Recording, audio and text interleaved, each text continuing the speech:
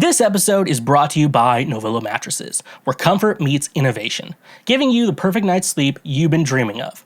Are you tired of tossing and turning all night, struggling to find a comfortable position? Look no further than Novilla Mattresses, the ultimate sleep solution designed with your comfort in mind. Experience the luxury of a good night's sleep with Novilla's advanced mattress technology. Their mattresses are crafted using the finest materials, providing the perfect balance of support and softness. Whether you prefer a plush feel or a firmer surface, Novilla has a mattress that caters to your unique sleep preference. But what sets Novilla apart from the rest? It's their commitment to innovation and quality. Each mattress is thoughtfully engineered to provide optimal spinal alignment, reducing pressure points, and ensuring you wake up feeling refreshed and rejuvenated every morning. Say goodbye to restless nights and hello to blissful sleep with Novilla's cutting-edge cooling technology. Their mattresses are designed to regulate temperature, keeping you cool and comfortable throughout the night. No more waking up in a sweat, just pure, uninterrupted sleep. Worried about allergens and dust mites? Don't be. Novilla mattresses are hypoallergenic and resistant to common allergens, ensuring a healthier sleep environment for you and your loved ones. And here's the best part. Novilla is committed to affordability. They believe that everyone deserves a great night's sleep without breaking the bank. That's why their mattresses are competitively priced, giving you the best value for your money. But don't just take our word for it. Join the thousands of satisfied customers who have already made the switch to Novilla. Even when your mom comes to my place, just know she's getting a great night's sleep, among other things. Experience the difference for yourself and discover what it truly means to sleep like you've never slept before. Using promo code Schweezy or the link in our description, you can save 10% off any purchase you make through Novilla directly. Ready to transform your sleep experience? Visit their website today and choose the Novilla mattress that suits your needs. Your journey to a better night's sleep starts now with Novilla mattresses. And a reminder, when you use our links, you directly support this show. When you want it the most, there's no easy way out. When you're ready to go and your heart's left in doubt, don't give up on your faith, but come to those who believe it, and that's the way it is. That's the way it is. Hello, my fellow Schwoke Lords, and what is up? Welcome to yet another episode of Cancel Schweezy, a spooky one for you. So, spooky things are going to happen this episode. This is our Halloween episode. I think it comes November 1st. So I hope y'all still want to relive Halloween after Halloween, because this show is always late to the party. Somehow Palpatine returned. That is the scariest thing I've ever heard. I've been adding new sound drops, so I'm really excited to talk to you guys today, I guess. I don't know, that's what I'm saying? Now, I bought a collapsible ottoman the other day, and I'm just trying to think, I needed an ottoman. I think the nice thing about ottomans is, you can put your feet on them, and it's kind of like a nice place to store, blankets and maybe a couple other things. But, the cheapest one I could find that I kind of wanted, it was a collapsible ottoman. Now, I've never been in a situation in my life where I'm like, oh my God, we have people coming over. We need to put the ottoman away. I've never been like, let's put the ottoman away. There's other things you put away, when you have guests come over that you usually just keep out and stuff like that. I always clean the bathroom and toilets and stuff like that, because I'm a horrible person and I can deal with a messier bathroom than most people. That's why it's always nice when, and it didn't help that I've had my own bathroom. It's every time I've had to share a bathroom, it's always been for the shortest period of time. And it's not something I complain about, it's just I'll have to blow dry my hair not in the bathroom. But because daddy's gotta look good, I'm built different. So you gotta do that. But so the only times I've had to share a bathroom, so when I was a kid, I shared a bathroom with my brother when we lived in Kansas. When we moved to Missouri, we got a house with 3 bathrooms. One was in the master bedroom where my parents slept. So my parents shared a bathroom, and then for some reason, me and my brother just had our own bathrooms for some reason. I wonder if when I moved out, did my dad end up using the other bathroom, or did they just only use one bathroom there? Their entire time. Because, they never, clean. I don't think they ever cleaned the basement bathroom, you know? I don't think they ever cleaned that because they're like, no one's using this, so there's no real reason why we need to be cleaning this all the time. But also, at the same time, who the hell needs a collapsible ottoman? We got to put the ottoman away. Sorry, folks. Sorry, I can't believe you saw this. I'm so sorry. I can't believe you saw this with our goddamn ottoman, you know? Saw our ottoman out, you know? Daddy, chill. Speaking of daddy chill, I was in middle school. Yeah, it would be last week now, and everything I talk about is from last week in this show. Anyways, though, you know, the problem is, I say, and I think I'm on the same TikTok as children are, like high school, middle school. But like I notice, like if I'm at the high school, like, you know, the kids respect me, but they also still treat me like a teacher, which is fine. You know, I understand it. But like middle school kids think I am the coolest person they've ever met, and that is pretty exciting. You know, but it comes with, you know, it can come with a lot of problems. But anyways, though, like one kid fucking was watching. I think it was Shrek doing Hips Don't Lie, and they call it Shrekira, you know, because it's funny. And then I said, like, oh yeah, that's Shrek if he slayed, and the kids lost it. But they did lose it more, I gotta tell you. They lost it way more when kids were telling me, like, chill out. And then I decided to say, Daddy, chill. And every kid lost their goddamn mind. I cannot believe, like, they all lost their mind when I did that. When I was like, Daddy, chill. Like the end of the day, I think the last class of the day, I had them all stand up, put their hand over their heart, and pledge to be on their best behavior. And then I was like, Daddy, chill. And they lost their mind. I don't know why that was so fun. Like, I guess it's just funny. Like, this guy is our teacher. Yeah, he also knows, like, what we're into, you know. And I think, and that's really only because, like, I keep up with what kids are into just because I'm in the entertainment industry. And, you know, you kind of just have to, if you want to make good content, you kind of have to keep up with, you know, not necessarily what's going on in the world. It's just like what's everyone into, you know. That's why I think if you're a musician, you want to get a record deal, like right now, and I think people have been really discussing this. I haven't really gone over much on the show, but as of recently, the only like artists, you know, that are considered popular right now, you know, is like Olivia Rodrigo and Taylor Swift. Like they're like the big two right now. I think everyone's just kind of over. It's like, you know, there's so much music out there, and the music that's really being pushed out to like radios and mainstream media is like only music that, you know, certain people at like, you know, business people think is good and will sell. And like they're only looking for what sells. And so if you try to get like a record deal these days, they're gonna, like, a record label's more interested in like, oh, do you have a big following on TikTok or Instagram or something like that? Do you have a big following somewhere, maybe YouTube? And then they're looking at like other stuff like that, you know, not necessarily like, are you a good musician? Because, you know, at the end of the day, like a music venue, really, like what makes a music venue actually want to book you is like, will you bring people in?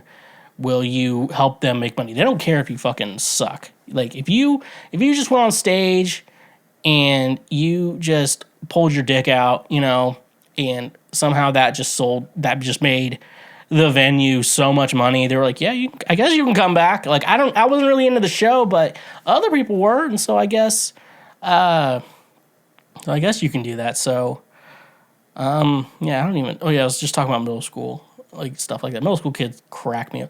I don't know why. It's just like when I was in middle school, it's like everything was so like there was like the stuff that was a big deal, like still kind of interests me in a sense. I mean, in a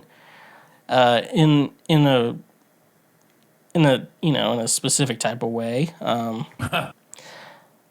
You know, it's just like your problems were like, oh, do I have a date for the school dance? And like, you know, everyone's looking for like a girlfriend, and like I don't know, it's like movies, you know. And I think I just want to live in a movie most days of my life, you know. But, like, has anyone ever thought, like, so, like, elementary school, I don't know what you call it. I know, like, the school around here is, like, they have a primary school and an elementary school, which, I don't know. I went to an elementary school, you know, and it was just, like, 1st through 6th grade, except for when I was in 5th grade, then it was 1st through 5th grade. Long story. They made the middle school 6th through 8th grade. And then, like, you go to middle school, it's like you're not necessarily a full-ass teenager yet. Like, you're 13 and 14, but you're not, like, a full-ass teenager, but you're not necessarily a kid anymore. So I've kind of concluded that, like, the timeline of school is, like, elementary school, being a kid in school, and then high school is being a teenager in school. But, like, middle school, I think it's just trauma. So it's just, like, you're a kid, you go through trauma, you enter high school. Like, I don't think, because, like, we all look back, like, we don't miss middle school. Like, especially me, as I'm, like, substituting at my old middle school. Like, and you're, like, you remember middle school. And, like, if you're a normal person, you know. When you drink alcohol? You know, it's usually just try to forget, like, whatever the fuck happened in middle school, you know? And, like, I'm trying to think of, like, middle school teachers I had. Like, I liked my music teachers in middle school, but, like, they were also at the high school, too. So, like, I still more consider them, like, a high school teacher. But, like, yeah, I don't remember. Well, I guess my middle school, I don't even know if I should say this. Like, it's not like anyone who's in charge of me can look at this. But they also have seen me. But also, I've smoked weed and drank liquor straight out of a bottle, straight on the internet video, not even hiding it. So I don't even know, you know. It's a surprising lack of supervision. Like, I've never had, like, a like, play music or recording job where we've had such a lack of supervision. Like, you get micromanaged at, like, goddamn places for the simplest job, and then they're like, well, I gotta look for, I have to nitpick all these problems for you. I'm like, you don't have to nitpick if someone's doing fine. Unless you're, like, doing music, because, I don't know, when I sub music classes, which is what I mainly do, I'm like, hey guys, it sounds like I'm nitpicking, and it's because I am. Because I was actually really surprised with a lot of the music students. They're actually they actually perform really well. Like, I go, like, nitpick, I'm like, hey, can you guys, like, entertain me a little bit? That's what I say to them. But yeah, tell me what you think. Is middle school just trauma in between? Like, it's like growing, in the process of growing up, you have being a kid, trauma, teenager, college, and all that, or young adult age. People don't go to college. Not a lot of people go to college anymore, yet a lot of people also go to college, I've been thinking about, like, I want to take some, like, college classes. I need to, like, I don't know. When I say I need to take college classes, I'm like, some music classes that I wasn't able to take in school because, like, if you study music at school, like, you're already, like, just jam-packed, and, like, there's some classes you want to take, because, like, I want to take, like, choral arranging, choral arranging would be good, because I can probably write choral music. It's just, like, I need to know how to arrange it, which, that may sound confusing to you, but some of you get it. I want to take, like, improv classes, too, like, guitar improv. No, I'm not going to do, like, but I would also have the time of my life doing a real improv class, Like, I talk about, I'm like, oh, goddamn improv class. Like, there's a stigma to it, but, like, it's also fun, too. Like, you have to realize, like, I'm having more fun than this is weird to do, like, an improv class. Like, and it's, like, sometimes it's the best comedy you've ever seen, and sometimes, well, I guess if you go, like, and sometimes it's, like, I don't want to watch this. And usually when it's I don't want to watch this, it's usually an improv show forced upon you. If you, like, intentionally go to an improv show, like, it's actually a lot of fun, unless you're the asshole, like, on, like, it's not Ted, yeah, the Seth MacFarlane movie. You're just like, all right, can we all name a place? The World Trade Center, 9/11, shit like that. Honestly, though, if I was improv guy, I would totally, it would be the most offensive thing you've ever seen in your entire life.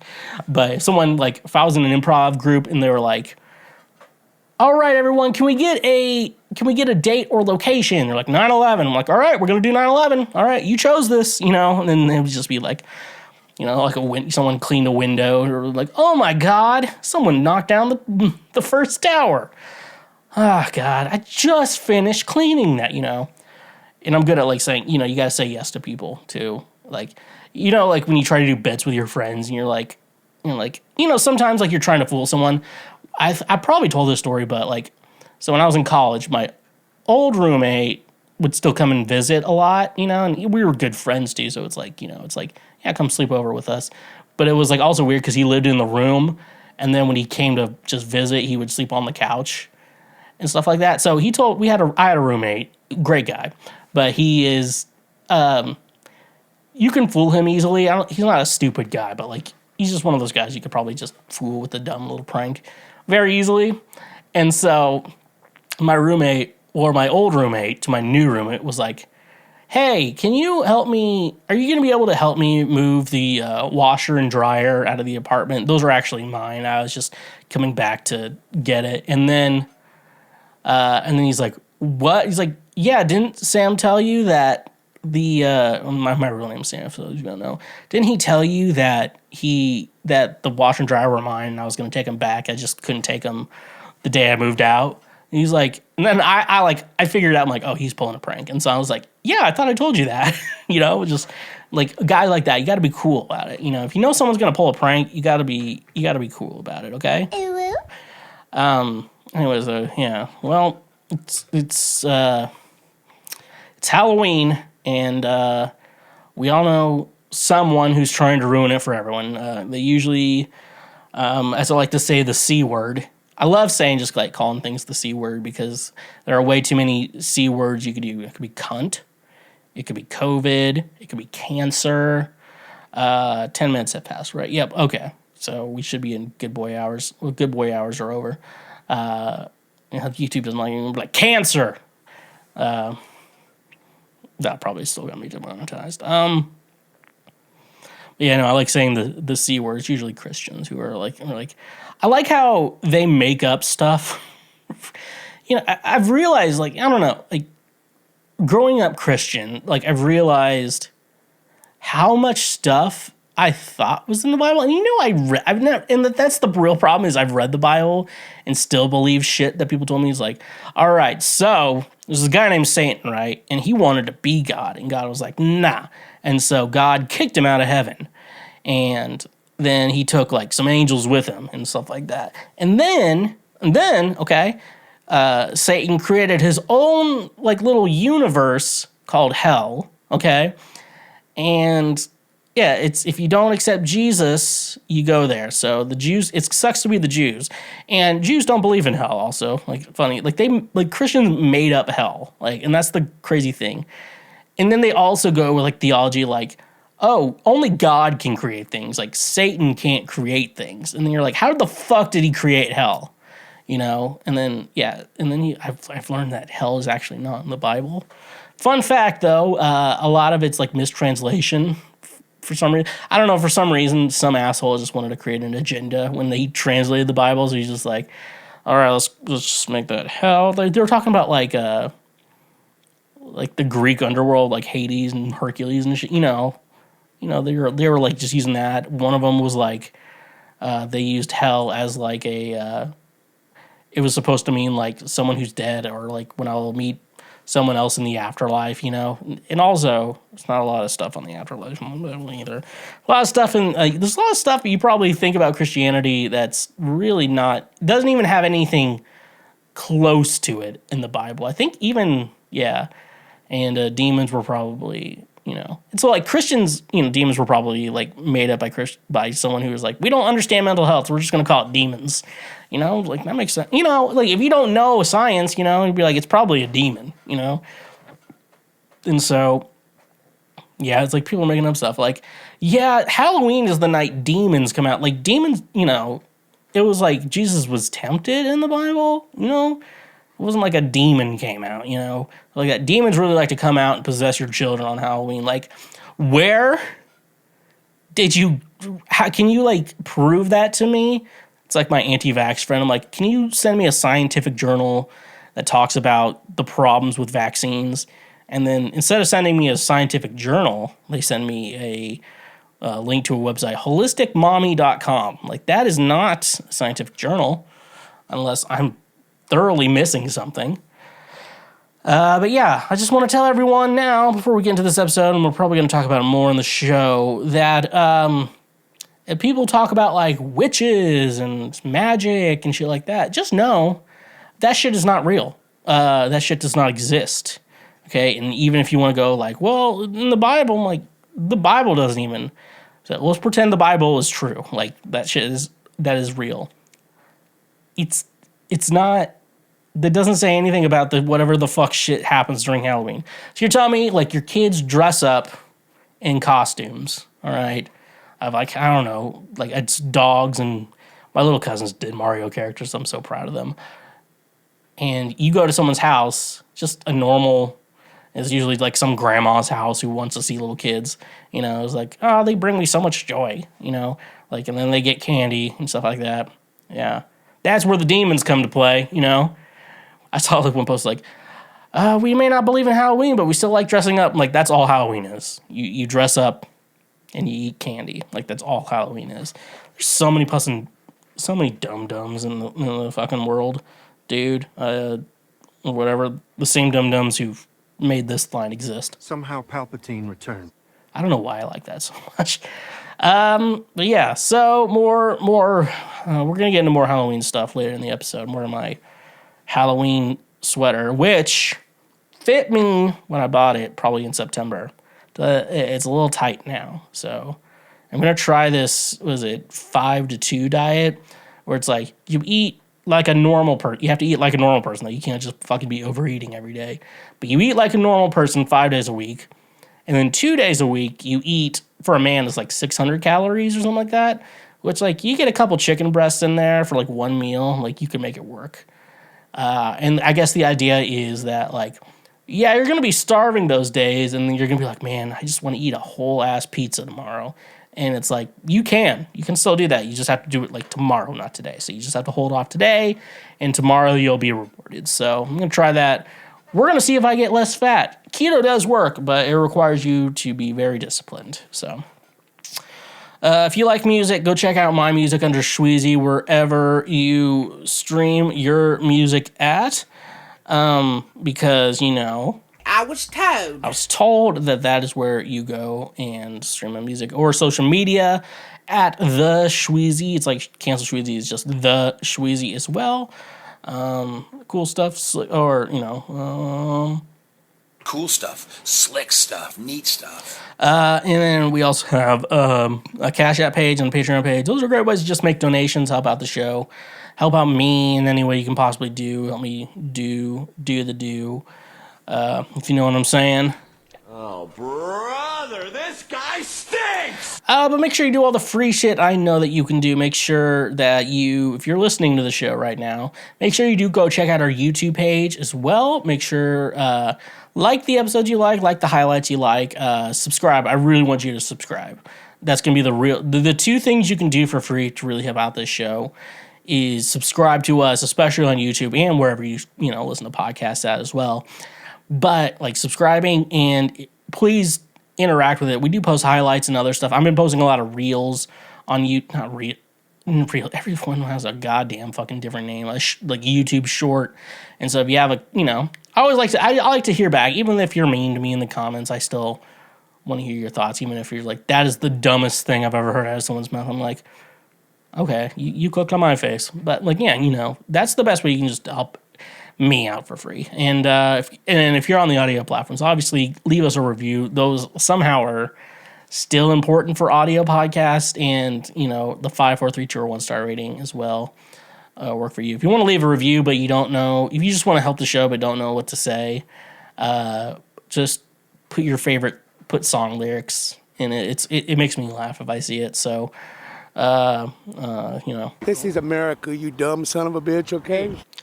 All right, so without further ado, let's jump into previous week right now. What is previous week right now, you may be asking?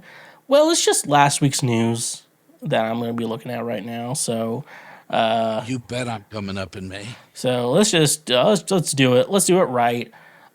We got our first article here. So let's just jump into it. This is from Stereo Gum. Blink-182 play at a Denny's shares bonus tracks. All right. What the fuck's up, Denny's? Last week, Blink-182 released One More Time, their first new album since formerly estranged co-leader Tom DeLonge rejoined the band. They also played both nights of When We Were Young, the massive Las Vegas festival, sharing co-headlining duties with Green Day. Last night, Blink played at a Denny's in Long Beach, California. If you didn't know what the fuck was up, What the fuck's up, Denny's? you might see this as evidence of a sudden drastic career downfall. It's not that. Blink are doing fine. They are just announced a gigantic 2024 stadium tour with openers Pierce the Veil. Blink didn't play that Denny's because they had to play the Denny's. Instead, they did it for the meme. In 2013, a Houston metalcore band, Live Without, played a DIY show at an abandoned Denny's, an event that became known as the Denny's Grand Slam. Years later, a short video from that set went mega viral. What the fuck's up, Denny's? That phrase became a meme. You've probably seen it. Last night, a Brooklyn vegan points out Blink-182's Mark Hoppus had the same question for the crowd at Denny's. The Blink show reportedly wasn't even an actual show. They only played one song, the One More Time track, Anthem Part 3, and the whole stunt was probably just for a video shoot. Nevertheless, it looks like fun. Also today, Blink-182 have released an expanded version of One More Time, an album that already had 17 tracks. Now they've added 2 more. Both of those songs, Cut Me Off and See You Again, are ultra-produced stadium status pop punk, just like everything else on the record. So, yeah, I'm actually kind of getting annoyed with bonus tracks on album. You're like, as someone who just thinks of albums as like a whole, still thinks of albums as like a holy thing. It's just like, release the album, no bonus tracks. I don't like bonus tracks. Like, cause then it's like, should I buy the bonus track version, or what if I already bought the regular version and now there's a bonus track version? I don't know. I'm a big believer in just like, let's have start to finish ideas and stuff like that. What's the sound route for this? This is the type of guy you get.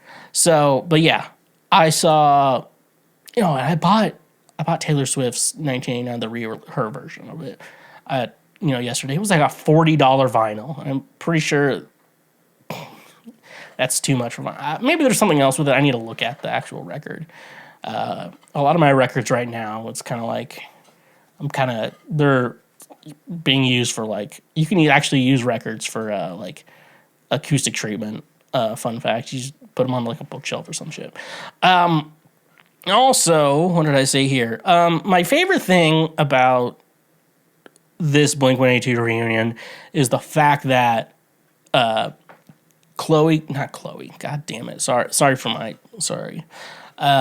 Courtney Kardashian is married to Travis and they're having a kid together.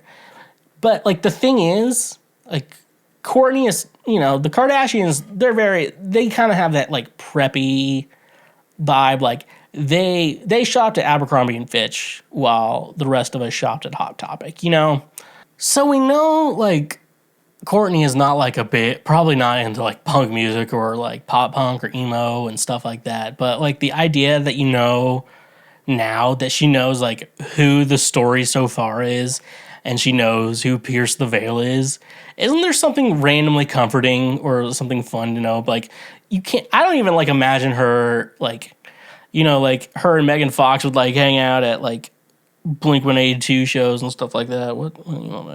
Nothing. It's just like funny. They're like their emo girlfriend. Like she's not emo, but like it's like there's nothing wrong with not you can date someone who's emo and not be emo. It's whatever. But I just like the idea. I'm like, like you suggest a random band to someone and you're like, you don't look like the type of person who would listen to that, and they're like, oh, so Courtney knows who the story so far is. Like Kardashians know who that shit is. Crazy cool stuff. But yeah, no, it's awesome. We have the meme. What the fuck's up, Denny's? I'm glad to know they only performed Anthem Part 3, even though I fucking love that track off the new album. It's probably one of my favorite tracks off of One More Time. Just like even though they played that, I'm like, I kind of wish I was there, dude. Like, I haven't moshed in a mosh pit since I was like 16, but like I fucking know I would let my body die for the Blink-182 at a Denny's show, dude. 100%, you know. Daddy, chill. And, you know, just one more for the road. What the fuck's up, Denny's? All right, this is from Gaming Bible. This is some pretty exciting stuff that we're talking about right now. Yu-Gi-Oh! Pro actually uses Exodia to win tournament. Crowd goes wild. In an astonishing turn of events, one Yu-Gi-Oh! Pro has managed to do the impossible by using Exodia, not once, but twice, during a single match during the ongoing championship series. Competitive Competitive Yu-Gi-Oh! Is no joke, especially for the professionals currently taking part in the Yu-Gi-Oh! Championship Series. For the North and South America duelists, it is a chance to show off their skills in the epic trading card game, as well as a chance to get their hands on the massive prize. Not only that, but the top 32 players will go on to battle in the World Championship qualifier. Like I said, it's no joke. After years of extensive training, the professionals that take part know all there is to know about Konami's Yu-Gi-Oh! But what happened at a recent match was still a once-in-a-lifetime event. Professional Jeff Leonard managed to do the impossible and take home a win by summoning Exodia twice in one match. The incredible moment was caught by Twitch streamer Joshua Schmidt YGO. For those who don't know about the epic highs and lows of Yu-Gi-Oh!, summoning Exodia allows players to win the game instantly. This may seem a bit overpowered, but building Exodia is no easy task, as players must have all 5 pieces of the dual monster split across 5 separate cards. Only those who have the right and left arm of Exodia, the right and left leg of Exodia, and the head of Exodia can summon it. This means that during the YCS match consisting of 3 duels, Leonard managed to gather the 5 cards in 2 of them. It is perhaps no surprise that the crowd at the YCS Indianapolis event went wild, including Leonard's opponent, who got swept up in the hype of such an incredible moment. Although it is going to be tough to beat this epic match, the YCS continues on October 20th to 29th October in Santa Cruz de la Sierra, Bolivia. However, it remains to be seen if we will see another epic win courtesy of Exodia. So it is over, by the way. So those of you who wanted to go to this, all I can tell you is... Oh, actually, no. What is it? This is how you feel. This is the new one. It's my little cousin is like just learning how to speak. She's like, say fire truck. And then she's like, can you hear fire truck in that in any slightest? I don't even think she tried. She can say fire truck now. Don't worry, guys. So this seems a little off from what I usually cover, but so when I was a kid, I loved Yu-Gi-Oh! I think I still have my Yu-Gi-Oh! Blanket. I use it, you know, as my general, like, oh, I'm watching TV in the living room blanket. That's like my go-to. So with that, Yu-Gi-Oh! And the thing with Yu-Gi-Oh! Is when I was a kid, I don't think I ever actually followed the actual rules of the game. So we would always just follow like how they played it on the anime, at least how me and my friends played with it. So I remember I had to like convince my mom, like, we have to leave immediately after school, drive to this like other small ass town that was like 10 minutes away. We'd play Yu-Gi-Oh! You know, and like, so we could play Yu-Gi-Oh! At the library. I can't believe I convinced my mom. I think she was just like, oh, it's in the library. It's a good thing. But yeah, so if you really want to know like how intense it is that someone used Exodia in a match, you need to watch the very first episode of Yu-Gi-Oh! Like what's on streaming stores. There is like a 0 season. Don't watch that. It's the very first. I literally think it's the very first episode of Yu-Gi-Oh! It's Yugi Moto versus Seto Kaiba, and they battle it out, and Exodia is involved. So it is important. So if you want to like, it's kind of, I'm like, okay, so it's very similar to like using Exodia is similar to like in Harry Potter, catching the snitch. Now, in Harry Potter, the big difference is in Harry Potter, if you catch the snitch, it doesn't necessarily mean you win. It just means you get like 150 points. And so it's like, so say you caught the snitch pretty quickly into the match, like say like 10 minutes in the match, there could be like, the score could be like 50 to 30, and you're the team with the 30, and then you caught the snitch, you get 150 points. So it's like 50 to 180 points, and stuff like that. So it's most of the time if you catch the snitch, you win a game. But like with Exodia, it just means you win the game. But like it's 5 different cards. You have a deck of like 40, I hope 40. I think it's around 40 or 50, cards in your deck that you have to build. So you have to hope to even get all 5 pieces, and that will take a minute to do. So it's just an impressive feat. And it's kind of like, yeah, you played you played your cards right.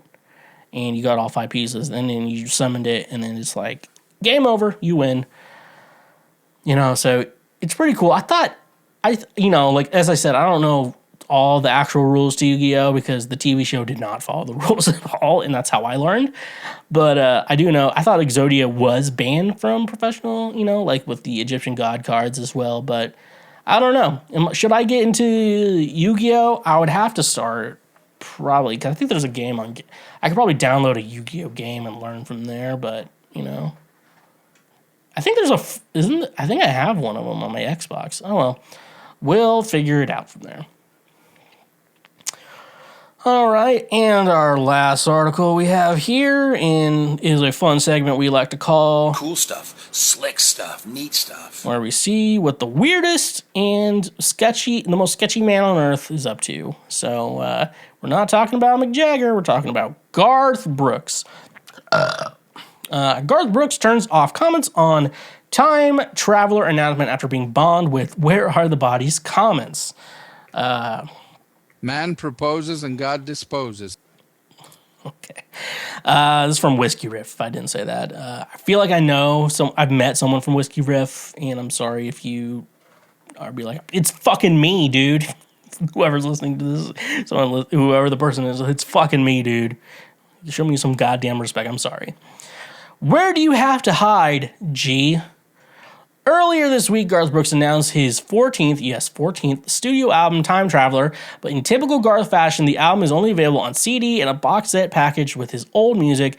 Gotta boost them album sales somehow. I swear Garth is the only one keeping the CD industry in business at this point.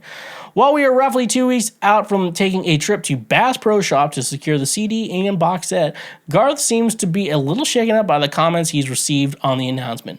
By now, everyone's seen the "Where Are the Bodies?" Garth comments. It all started with Tom Segura and his Your Mom's House podcast, but if you don't know already how the full story is, click here. Okay, we're trying to do this. I mean, hell, even on our post about the album, comments are filled with people asking where the bodies are. And this guy's comments on our post take the cake. There's at least a 17% chance that Garth Brooks turns out to be the most prolific serial killer in U.S. history.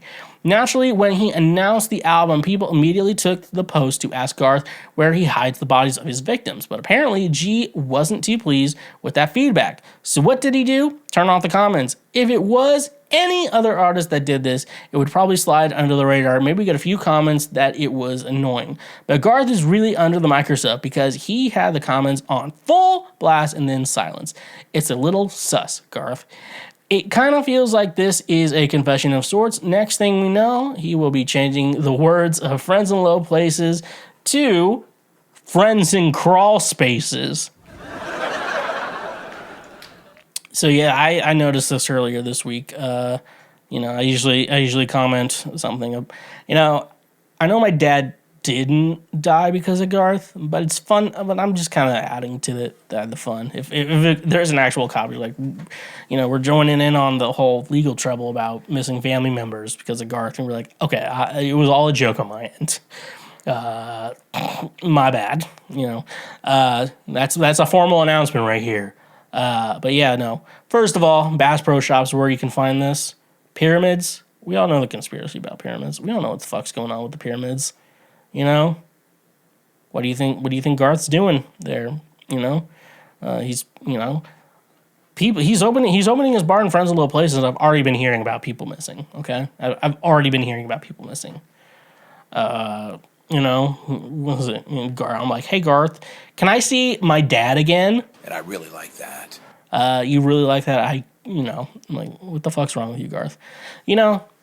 At this point, it is really something to say when So at first, Garth was just getting the comments and he was just ignoring them. That's the proper thing to do. The problem is it just kept coming, and that's the big thing I've seen about this whole the movement to, bring Garth to justice is the fact that he's actually for the most part responded fairly well to it, in the fact that he's just I can't control what people say on the internet. I saw that.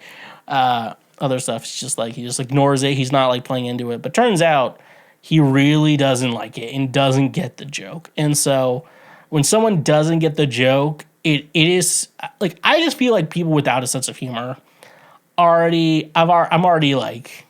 put them on my red flag list, just give them a chance to prove they're good, but don't, you gotta keep that shit, you gotta watch over them, I like that. and stuff like that. But Garth not getting the joke really does kind of make me think he might have killed. If you were Garth actually did kill someone in his life, but he won't tell you who and he won't tell you. But he was just I did kill someone once, but I'm not going to give you any reason, because I think if I just say I killed someone, I can't be arrested if I just say I killed someone. They have to figure out who, and if I don't say who, it's there's no actual crime, because technically I'm innocent until proven guilty, and I do think there is let's find proof about shit, Interesting. However, I do want to make this mention. Hello, Garth. I'm not as popular as other shows that make fun of you. Just want to point that out.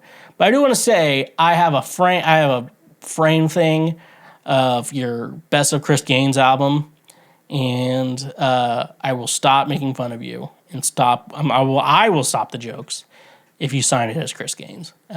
It's actually on my studio wall, as if as if I actually worked on the album. But still, I would love for you to sign it, and then I promise you, this show will never say your name again unless we're bringing up Garth from Wayne's World. That's the only time we'd bring up the name Garth, and that is a real promise. I will promise you that.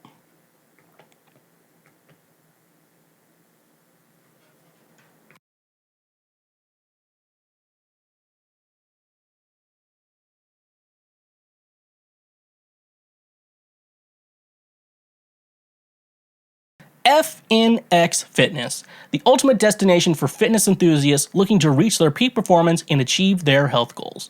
Are you tired of the same old fitness routines that leave you feeling uninspired and unmotivated? Look no further than FNX Fitness, where they bring a fresh and innovative approach to your fitness journey. At FNX Fitness, they believe that true fitness goes beyond just physical strength. It's about nourishing your body and mind and soul to unlock your full potential. That's why they offer a wide range of high-quality supplements and products designed to support your active lifestyle. Fuel your workouts and enhance your recovery with these scientifically formulated supplements. From pre-workout energizers to post-workout recovery blends, FNX Fitness has you covered every step of the way. Their products are carefully crafted using premium ingredients, ensuring you get the nutrients you need to perform at your best. But FNX Fitness is more than just supplements. It's a community of like-minded individuals who share your passion for fitness and well-being. Join their supportive community and gain access to expert advice, workout tips, and motivational content that will keep you inspired and on track towards your goals. They understand that fitness is a personal journey, which is why they offer a wide range of products to cater to your individual needs. Whether you're a seasoned athlete looking to take your performance to the next level, or a beginner taking your first steps towards a healthier lifestyle, FNX Fitness has the tools and resources to support you every step of the way. But don't just take my word for it. Join the thousands of satisfied customers who have already experienced the FNX Fitness difference. Transform your fitness routine and unlock your full potential with FNX Fitness. And using our code in the description, you can save 15% off your order from their website. Ready to take your fitness to the next level? Visit their website on your nearest retailer today and discover the power of FNX Fitness. Elevate your performance, fuel your passion, and become the best version of yourself with FNX Fitness. And a reminder, when you use our links, you directly support this show. Cash App. The easiest way to send, spend, and save money with just a few taps on your phone. Are you tired of dealing with the hassle of carrying cash or waiting in long lines at the bank? With Cash App, you can say goodbye to those inconveniences and hello to a seamless financial experience. Sending money to friends and family has never been easier, whether you're splitting the bill at dinner, paying your share of rent, or simply sending a birthday gift. Cash App lets you transfer money instantly, directly from your bank account. No need to worry about writing checks or handling physical cash anymore. But Cash App doesn't stop there. It's complete financial ecosystem right at your fingertips. Use the app to easily pay for your morning coffee, groceries, or even your monthly subscriptions. With just a simple scan or tap, you can make purchases at millions of locations, both online and offline. And here's the best part. Cash App helps you save money too. With its innovative Boost feature, you can unlock exclusive discounts and cashback rewards at popular retailers, restaurants, and even your favorite services. It's like having your own personal saving assistant, always looking out for the best deals. Worried about security? Cash App has you covered. With top-notch encryption and advanced security features, your financial information is always protected. Plus, if you have ever had any questions or concerns, Cash App's dedicated customer support team is available 24/7 to assist you. So why wait? Join millions of satisfied users and experience the convenience, speed, and savings that Cash App brings to your financial life. Download the app today from your app store and start sending, spending, and saving money like never before. Luckily, the best part is, if you sign up using the link in the description, you get a free $5 just for signing up. That's literally just free money. So join Cash App today. The future of money is here. And when you use our links, you directly support this show.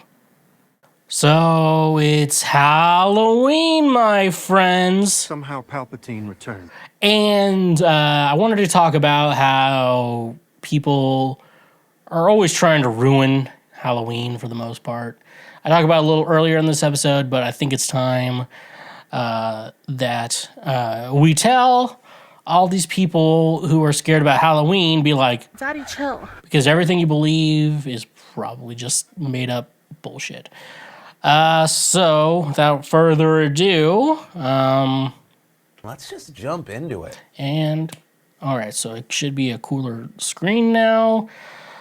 All right, let's take a look here. 18 infuriating people who said, time to ruin Halloween for everyone. We're going to make a guess. We could probably always make a guess about what religion they are.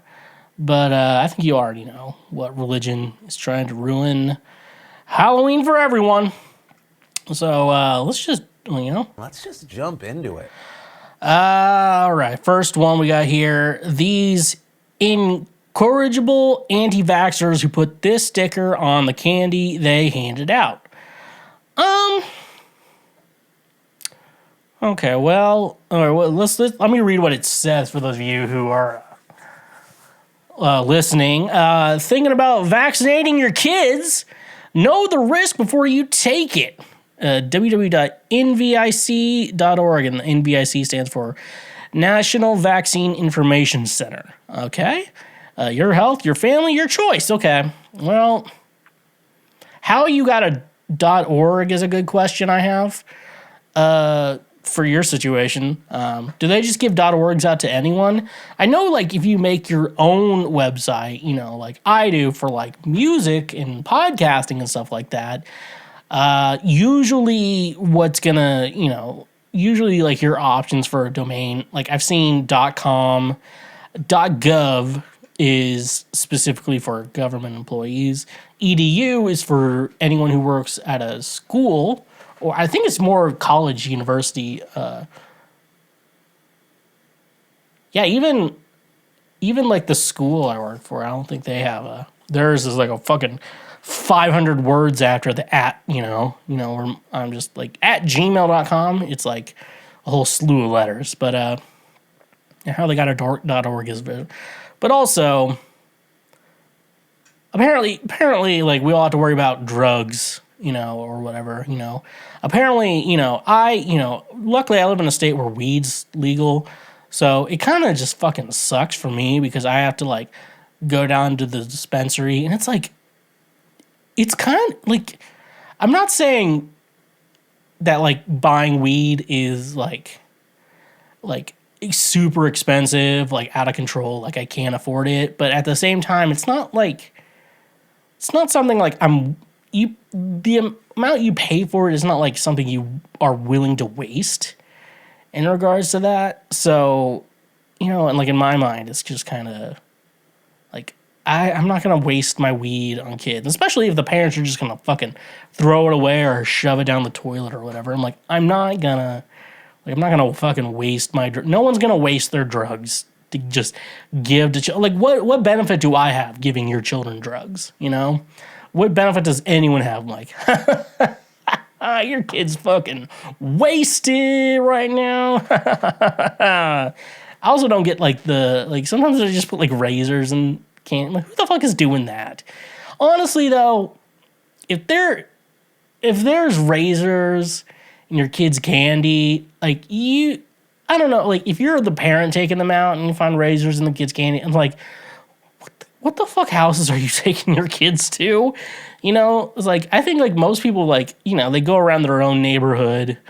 My dad, either, like sometimes you go to people houses. I remember my mom wanted to like stay home for the trick-or-treaters, and so my dad was like, well, I'd rather not do that. So I'm just going to take the children I decided to have out trick-or-treating in like middle of nowhere, Kansas. And so it's just like we had to drive like 20 minutes to someone's fucking country house to like trick-or-treat at, And, it was good. It was always like teacher friends of my mom, and they always like, I always had like good Halloween. Like I've never had like, you did receive like one apple from someone, but like overall, I've always had good Halloweens, stuff like that.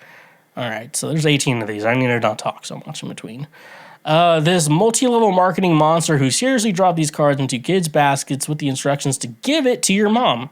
Okay, so I saw the Mary Kay thing. I'm just like, my first thought was like, kids aren't buying Mary Kay products. Like, I have used some, like they had like this, I had like the worst pimple in my nose one time, and like a friend of mine, he was just like, hey, try this product. My mom's a Mary Kay salesman. And I think in regards to, I don't know if I consider Mary Kay MLMs or whatever.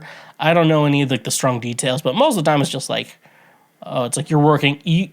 I wouldn't consider it like you're your own boss, but it's like, oh, I'm an Uber driver. I'm my own boss. But at the same time, it's like, I don't know if Mary Kay is, because they actually sell a product, and like their stuff is good. Like the only difference between like Family Guy got it right, what's Mary Kay products versus like what you would buy at like a CVS or whatever, is just that the Mary Kay products were in someone's car.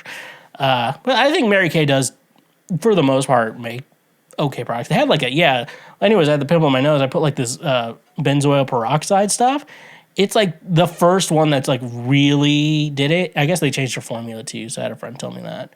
Anyways, though, Mary Kay is okay, but we all know the other ones. I think I see another one coming up. In this, MLMer who slipped an equally shameless note into trick-or-treaters' baskets. All right, I'm going to read it for those of you who cannot see it. Are the kids adverse to eating their fruits or veggies? Our family found a grate to get them into our kids' bodies every day without a fight, and kids age 4+ can get it free for up to 4 years. Contact me for more education. Let me read that sentence again, because I am just trying to make sure I'm not the fucking idiot here. Our families found a grate to get them into our kids' bodies every day without a fight. This is why kids shouldn't be homeschooled, because then like, if you're going to put something like this into kids' candies, I understand the hustle and all, but, like, I also don't think, like, kids are probably not your demographic, so I don't think you should do that for them. This clearly says, I was homeschooled and my parents very much encouraged me not to go to college, to not learn anything. Sounds like someone's brainwashed. You can just tell, like, they're Christian, and you just know they were homeschooled, and you just know they don't have any, because like for me, like I guess my therapist tells me I'm a perfectionist, but I would never hand out something like this with a spelling error like that.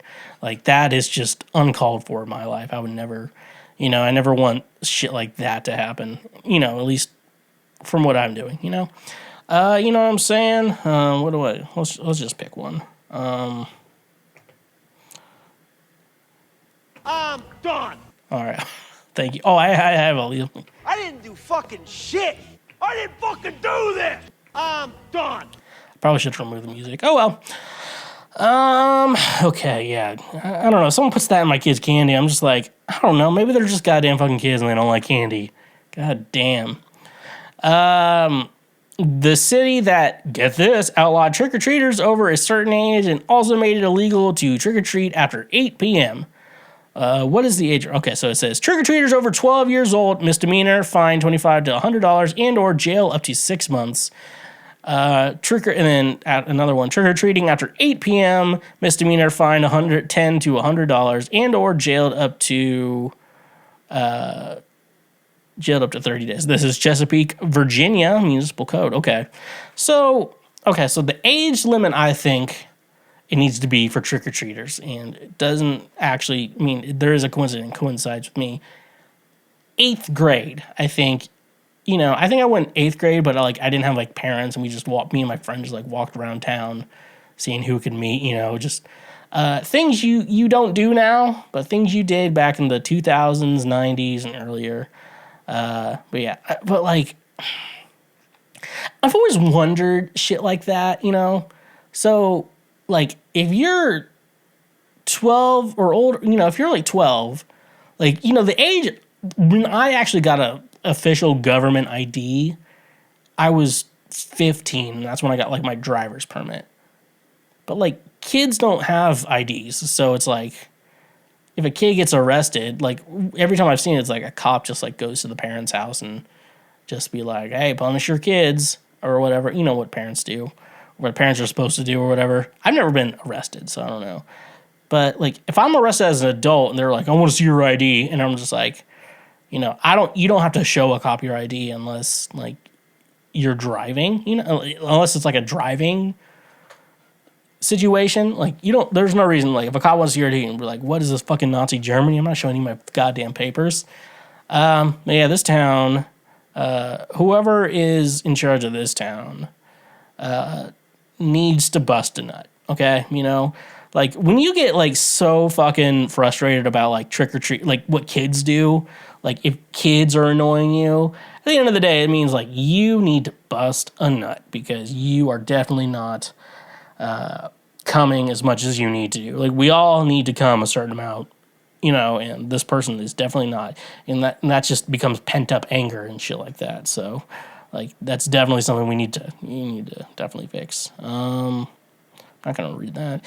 And this school has canceled Halloween and replaced it with a Team Up Against Drugs Day. Please remember that neither parents nor staff members may give edible treats, even individually wrapped ones, to students. So thank you for not sending in any edible treats to be passed out to students.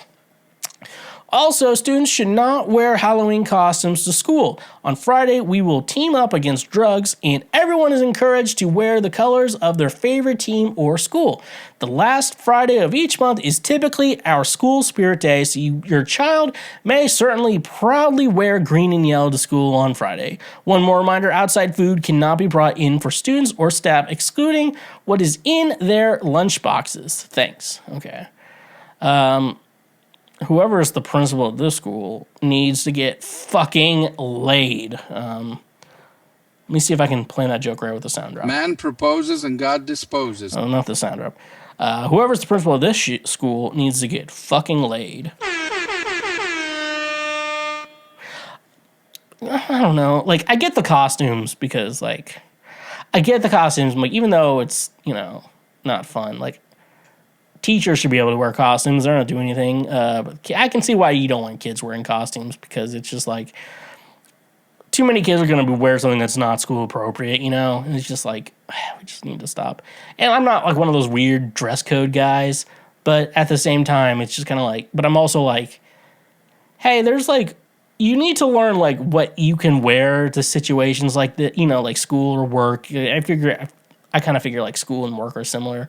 There is stuff you need to wear that's specific for this, and then stuff you don't wear for this. You need to learn that, but they go so strict on the rules. But I don't know. If I was a kid and they're instead of having fun this Halloween, we're gonna learn why drugs are bad, and then I'm just gonna be I'm gonna try drugs. And I'm And God, it's so hard being a teacher now. And it's just like, if I end up in one of these fucking DARE programs, just like, I have my DARE shirt and I specifically wear it for partying. There's so much because like, and I've already told friends this. I'm like, I want kids to learn to be like punk rock and to like question authority, but I also don't want them questioning my authority. You know, like my authority is like way more important than whatever the fuck.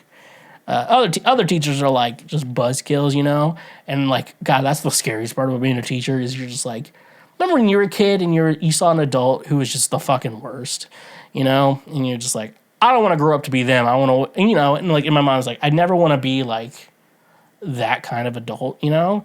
And so far as teaching, you know, I've like maintained that status, you know? I think my big thing is I actually respect people, you know? I don't care what age you are. I'm just going to try to show you some respect, you know? And I'm also the coolest person you've ever met. So, you know. Let's go full throttle. But yeah, this is definitely me and like, they tell you the like side effects. You just feel so comfortable on the couch, you know, like, drugs are awesome. You just got to learn to not do drugs. You just got to learn when to not do drugs, you know, and like drinking's fine. You just got to learn when to not do drinking and make sure that whatever you do when you do drink, it's not bad. So, you know, it's like, it's always that like, and they don't teach that in school. They're just like, just don't do anything. Just be fucking boring like every other teacher we have here. You know, I actually do. It's like I have like some teachers like I really look up to and respect a lot, and you know, and stuff like that. But like, there's some teachers, you know, they're just like, can you just not be fucking a biggest dick to kids? Because that's not gonna work. You just gotta, gosh, even like when I've had to do like mild discipline to kids, they still like me afterwards. I'm just like, hey man, cause I try to explain to them like, hey, you know, you two like messing around, you know, play fighting or whatever. I'm like, I know obviously you both are, you know, it's nothing wrong. Like you two aren't having a real conflict or anything, but you're either going to break each other or yourself. And I don't want it while I'm like in charge, you know. I was, you know, I do think it's important. Like if you really have to have a rule for kids, you should try to explain why, even if the why is kind of bullshit, you know, for the most part. That's always me when I was a kid. I'm like, I needed to know why a rule was in place, even if like, you know, even if the reason was bullshit, at least there was like a reason for it, you know. But like, it didn't work with my dad. My dad was like, because I said so. I'm like, that is not a good excuse to do something. You have to have reasons, you know. Like when I tell kids, I'm like, hey guys, we need to keep the volume level down. You know, we gotta like stay quieter for, you know, for the most part, because, you know, like we have that classroom over there, obviously, and we don't want to, if they have class, we don't want to disrupt them. And then, like, oh, we're right next to the library. You know, some people are really trying to focus and study in the library. We just need to be respectful of our neighbors. That's why we need to try to be quieter. And you tell that to kids, and, you know, they may not do it, but they understand why you're asking them to do it, so they're not going to get mad when you, like, hey, guys, we need to quiet down, you know. I think if you're a teacher, this is gonna become like a teacher podcast. I'm just gonna be like, hey, just don't be a dick, you know, and then like kids aren't mad at you. They're not, if you think they're mean to you, there's probably something else going on. Just don't take things personally for the most. Yeah, actually, that's just a good lesson in life. Just don't take things personally. Just learn when, like, if you feel like upset or about something does to you, like think about it, like, did they do that personally to you, or do you think something else going on? 'Cause sometimes someone's just stressed and you just got to them at the wrong time and they're a dick to you and you're just like, well, clearly you're doing something, so my bad. Let's move on. We have like 18 of these or something like that. These confused joy killers who submitted a complaint to the health department saying their neighbor was illegally running a restaurant out of their residence. So like it's so for those of you listening, it's someone put like a Bob's Burger sign and then like the grand reopening like they do in the opening credits. And then someone fucking complained to the city. Complaint in this looks very just like this is not like a real government complaint. And then they blogged out the person's name. They shouldn't have blogged out the person's name. They should have been exposed for how fucking buzzkill they are. Complaint states that a restaurant is being run out of the personal residence. Observations: residents had a human burger Halloween decoration with Bob's Burger sign saying they had been part of it. Like, how fucking dumb are you? How fucking dumb is someone like Bob's Burger? Yeah, for Halloween, we're gonna open up our own fucking restaurant out of my 1-bedroom apartment, dude. Like, yes, you figured it out. Yeah, my 1-bedroom apartment, perfect place to have a goddamn restaurant. And it's like, it's clearly an apartment, like, it's a building, but clearly it's apartments in there. Like, how fucking stupid do you have to be to like, oh my God, they're gonna run a restaurant in this fucking apartment in how fucking, I just don't understand how fucking stupid people are. Especially, I don't know, I'm going back to the time I played at an amphitheater, a town amphitheater, and I talked to whoever runs that shit. You pay the money and you're like, you have to end by 10 p.m. It's just a city rule.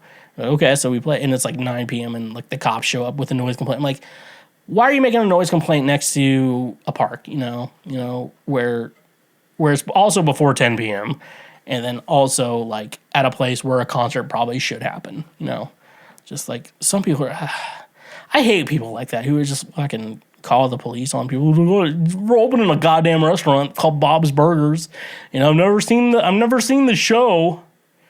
What am I gonna tell these people? This is America, you dumb son of a bitch, okay? I wish Fed Smoker was still alive. Just take down these people.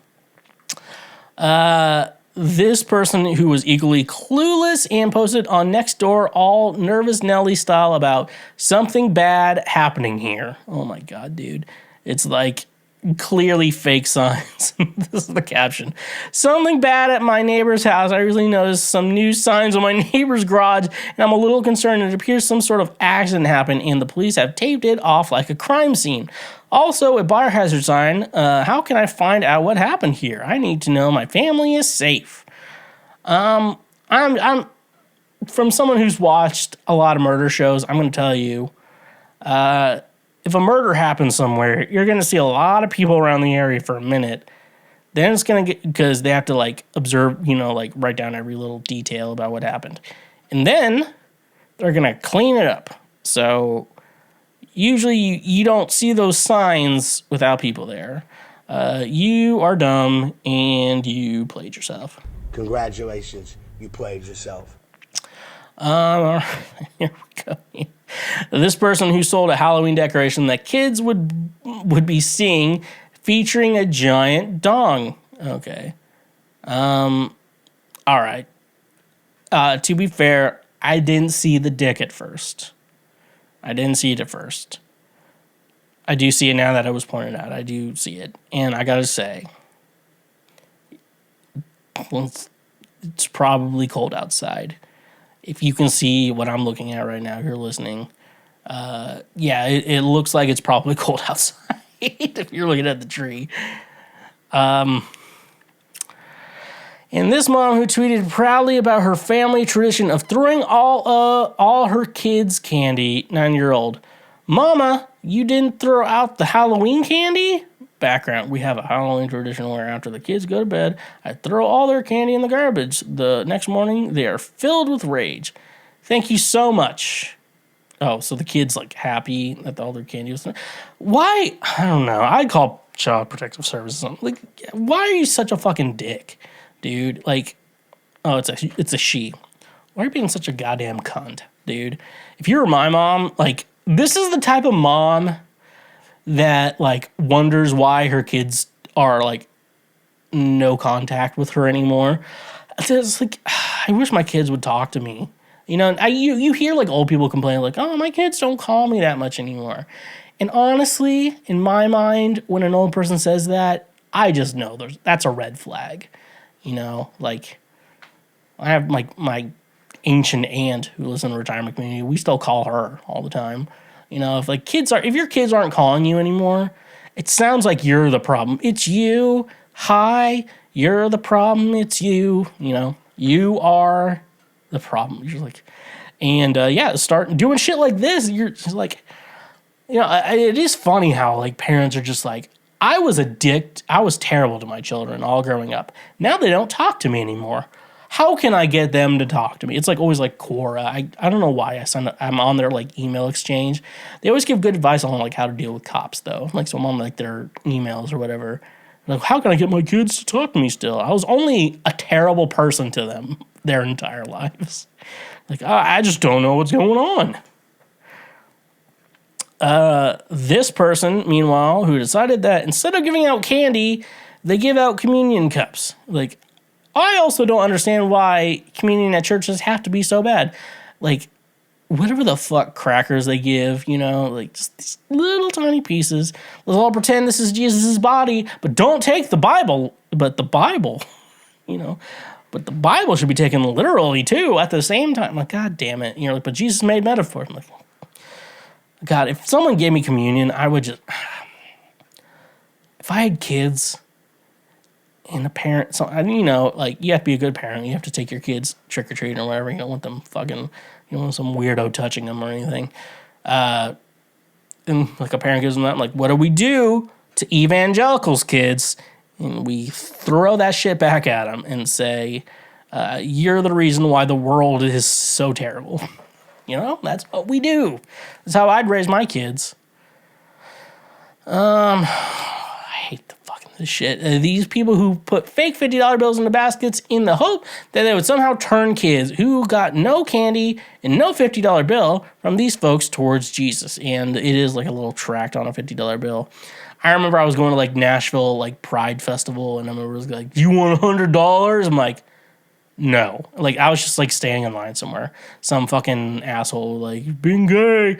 If you're gay, then you're going to burn in hell that I can't prove exists, but you are going to burn in hell, even though I have gay thoughts, too. And I'm like, I bet if those guys just, like, hung out in there and be like, I'm having the time of my life. It's just, like, an excuse for those guys to go to those gay events without, like... They're like, I just want to know anyone knowing I'm gay, And like, yeah, I did realize like who, when you're in high school, who are the gay kids? So it's either the very open gay kids, which we all know who those are, and then the other gay kids, it's like a jock. Whoever bullies the gay kids are also like, I don't know, they all, trouble isn't really, sticks out. It's like all the gay kids are either the openly gay kids or the guys who pick on the gay kids. Those are all the gay kids in your school, dude. There was one guy I thought was gay, And then, I don't know, like you grow up and now I'm just like, oh, that guy's gay. Oh, good for them, It's just like nothing, if someone's like gay, it's like this. It's not like a fucking big deal to be gay. Some people it is, but like to me, it's like, okay, whatever. And then you find out some guys are not gay, and you're like, huh. Well, I hope they're fine with that, shit like that. Look, all the religious folks I know have fun with Halloween, but there's definitely the type that does this kind of thing. Yeah, there is. I do. It's a cross made out of cardboard box. It says no candy, but there's plenty of Jesus here. Knock if you need to receive salvation. God bless. I would knock on the door. And then throw an egg at their face. In a mask, too, also. That way they couldn't figure out who the fuck I was. That's what eggs are. Remember, dude, I remember, like, me and the kid, like, we would throw eggs at houses. Not that many. It was, like, one time. Actually, yeah, it was literally one time to, like, one teacher. It was just on Halloween, just, like, threw, like, 3 eggs at the house, and like, sometimes, like, an egg is on your house, and you're just, like... Sometimes you just don't notice, and then it's just like, oh, I guess the egg's gone. But yeah, no, they deserve a fucking egg to the face, dude. You're like, where's your God now? Fuck face. I was like, where's your God now? Fuck face. It was How do I breathe? There we go. We figured it out. Oh my God, dude. Christians just are fucking ruining Halloween. They're all Jesus posts too. It's always we all know the type. We all know the people who are on this list. And the last of this type. Oh, okay. No more Christians. These people who gave out stickers that were they're at least kind of cute. This is believe in Jesus. I will say this though, for the Christians who somehow listen to this fucking show out there, see my stand goal. if you are a Christian and you're not completely stupid and you're not, probably shouldn't have been in special ed, and you're just like, I just like seeing kids in cute costumes, you know, if you're normal, if you want to evangelize or whatever you call it these days, give candy and then give a sticker like this out. This is how you do it, okay? Shaming people doesn't really make people want to join your fucking cult, you know? Just saying. It's not just religious folks giving out stickers instead of candy. Check out what these vegans stuffed into kids' buckets. Can't they make vegan candy? Why are vegans being the fucking worst people ever? Like, you're fucking, is being vegan your cult or whatever, you know? Is like, who fucking cares, you know? And also, I gotta say, like, I could be vegan, but being like, I'll still eat cheese. That's the kind of vegan I would be if I decided to be vegan. But, yeah, I can see vegans ruining Halloween. Like, just find vegan candy, dude. It's not that hard. I don't know. If you go to, like, a Whole Foods, you're going to find vegan candy, dude.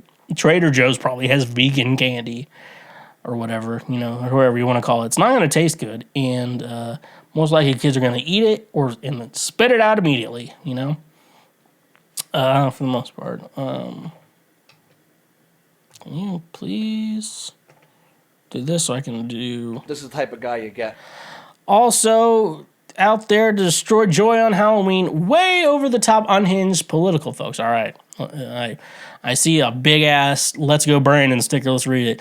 Due to shortages in the supply chain during these unprecedented times, we regret to inform you that we can only supply Halloween tricks as a substitution for Halloween treats. We acknowledge the minor inconvenience and the probable disappointment this will cause. We are slightly trying to ensure that everyone gets their fair candy equity. Therefore, please accept this mediocre candy in lieu of awesome candy. And as always, it is always something. May the odds be ever in your favor. Of course, these are fucking dumbass fucking Republicans making up this shit, you know, it's like, we don't have candy this year because of goddamn Biden. You know what Biden has done? Absolutely goddamn nothing. The only thing that your president does, like, let's strip rights away from people, and then, like, Biden's just does, like, Democrats do nothing, and then Republicans, like, try to strip rights away from people. Like, that's, like, what our political landscape is. And honestly, though, if this is the case you get, I'm just thinking, like, you know what? You know, like, I see this shit, and you know what I want to say? I think conservatives are the worst people to ever exist, and usually they are also Christians, too, so, you know, obviously, we all know who the worst people ever exist. They're currently competing for the worst people to ever exist in Israel right now. We're almost done with this, folks. And this family that deftly mixed politics and religion with their obnoxious anti-candy screed. Attention, satanic socialists. This is the home of a patriotic Christian family. We work hard and pay taxes. We do not celebrate Satan's Day. We do not give away free candy to lazy, entitled freeloaders. No handouts. I actually think they spelled freeloader. No handouts. Welcome to America. If you want candy, get a job and find Jesus. Exactly what Jesus, you think Jesus... Is this what Jesus would have done on Halloween? Jesus would have been like, oh yeah, Satan doesn't exist. I don't know why I need to tell you that now, but Satan doesn't exist. That's probably what Jesus would say. I don't know. This looks like the home of a single man who was arrested for things done on January 6th. And apparently some of those guys did not get long sentences. It was like a year or whatever, how long it takes you with good behavior or whatever. It sounds like one of those guys. I was like, this screams, I don't get laid. Like, this screams, I don't get laid. Like, very severely. Whoever wrote this bitching about kids trick-or-treating too young, rant and rave, ran to the parents who trick-or-treat with their solo toddlers. Some little kiddos not even walking or talking yet. I'm pretty sure those tiny kids had no idea they were just being used to score candy for their exploitive parents. Raved to many cheerful, polite, and appreciative kids who entertained us with their imaginative and clever costumes. Is this the parents' goal all along? Like, to build memories with their kids? Is it? It's just like, no memory. They're not trying to build memories with their kids. They're trying to fucking exploit other adults for candy. Even though candy is very affordable, should be very affordable to someone who purposely decided to have a kid. It's just candy. It's not like they're trying to, like, if you had to give like $10 out on Halloween to every kid or whatever, I can see a problem, but it's goddamn fucking candy. And no one's buying the whole ass, big ass bars. They're buying like the mini shit that comes in a giant bag for a good price. It's not, you know, like the fact that fucking Halloween is just a scam so parents can get candy from kids. God damn, dude. Like, you need to get, like, half of these people need to get laid. That's the problem with Christians, is they're not getting laid because it's like, it's a sin, you know? If people just started getting laid and busting nuts more, like, we'd have a lot of solved problems, dude. And lastly, this weirdo who put up their Christmas lights before October 31st and definitely killed the Halloween spirit. Yeah, I do agree. Like, November 1st is the first day you can do Christmas stuff. After that, you know, it's, you know, you figure out your own stuff. I just realized I have to help my mom out with a bunch of Halloween or Christmas decorations, so I was like, I gotta start mentally preparing for that shit. And yet again, we finished our list. Please let me know how fucking Christians and Republicans are ruining Halloween for you with actual made up shit, because no real thing about Halloween, it's not written in the Bible, and there's no real belief. Like, demons don't exist, Satan doesn't exist. I mean, a lot of Christian stuff doesn't exist too. There's just some stuff that lines up with historical stuff, like, you know, for real. Anyways, though, tell me how other people will ruin your Halloween. The only way my Halloween could be ruined is if Somehow Palpatine returned. Drizly, the ultimate convenience for all your alcohol needs, delivered right to your doorstep. Tired of making last-minute trips to the liquor store or dealing with crowded aisles and long checkout lines? With Drizly, your favorite drinks are just a few taps away, making your alcohol shopping experience easier and more enjoyable than ever before. Drizly brings the liquor store to you, offering an extensive selection of beer, wine, spirits, and more.